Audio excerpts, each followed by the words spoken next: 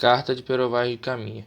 A Carta de Pero Vaz de Caminha é um documento no qual Pero Vaz de Caminha registrou as suas impressões sobre a terra que posteriormente viria a ser chamada de Brasil. É o primeiro documento escrito da história do Brasil, escrito em 1º de maio de 1500. Apesar de ter sido escrito no século XVI, a carta foi descoberta muitos anos depois, no século XVIII, por José de Seabra da Silva. Importante notar é que a Carta de Caminha é considerada o primeiro documento regido no Brasil e, por esse motivo, é o marco literário do país. Redirigida em 1º de maio de 1500, em Porto Seguro, Bahia, foi levado para Lisboa, sob os cuidados de Gaspar de Lemos. Ele documenta a composição física à primeira vista do território. Além disso, narra o episódio do desembarque dos portugueses na praia e o primeiro encontro entre os índios e os colonizadores, e a primeira missa realizada no Brasil. Avistaram os primeiros habitantes da terra, os quais eram, de acordo com a descrição de Caminha, pardos, um tanto avermelhados, de bons rostos e narizes, nus, traziam arcos e setas, o beiço de baixo furado com o osso metido nele, cabelos corredios e corpos pintados. Em um relato da carta, dizia: ali veríeis galantes, pintados de preto e vermelho e quartejados, assim pelos corpos como pelas pernas, que certo assim pareciam bem. Também andavam entre eles 4 ou 5 mulheres novas, que assim nuas não pareciam mal. Entre elas andava uma, com uma coxa do joelho até o quadril e a nádega, toda tingida daquela tintura preta, e todo o resto da sua cor natural.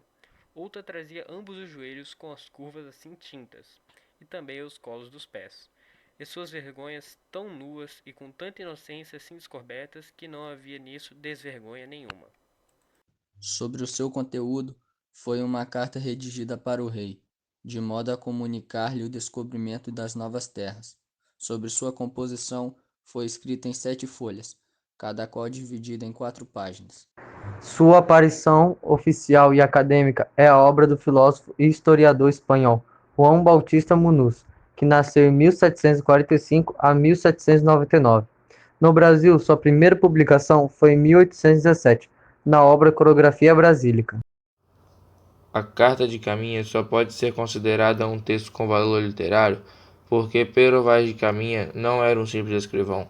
Caminha era um escritor-escrivão, pois ele não se limitava a apenas registrar e contabilizar os fatos da viagem. Curiosidades. A carta foi passada à Secretaria de Estado como documento secreto, para se evitar que chegasse aos espanhóis a notícia do descobrimento.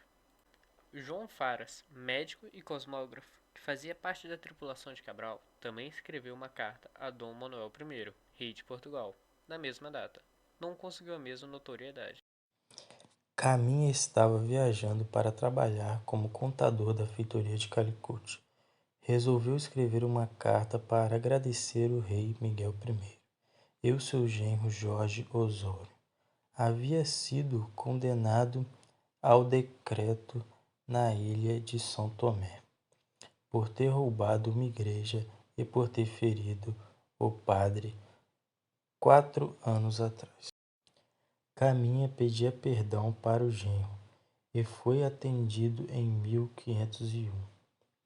Quando o rei soube que o cronista havia sido morto pelos árabes no ataque à feitoria da Índia. Biografia.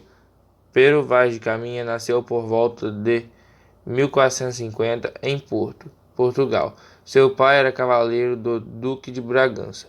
Foi mestre da Casa da Moeda, ocupando o cargo de escrivão e tesoureiro. Além de escrivão, foi vereador da cidade de Porto em 1947. Casou-se com Dona Catarina e com ela teve uma filha, Isabela de Caminha. Em março de 1500, acompanhou a frota de Pedro Álvares Cabral como escravão-mor. Ao deixarem ao Brasil, seguem rumo às Índias, onde morrem numa batalha nas feitorias portuguesas que já estavam instaladas em Calicut. Faleceu com 50 anos em Calicut, Índia, em 15 de dezembro de 1500. Trecho Pero Vaz de Caminha.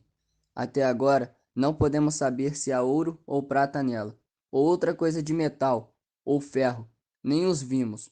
Contudo, a terra entre si é de bom clima, fresco e temperado, como os do entre Ouro e Minho, nesta época do ano. As águas são muitas, infinitas, de tal maneira é que Graciosa, querendo aproveitar, dá-se a ela tudo, por causa das águas que tem.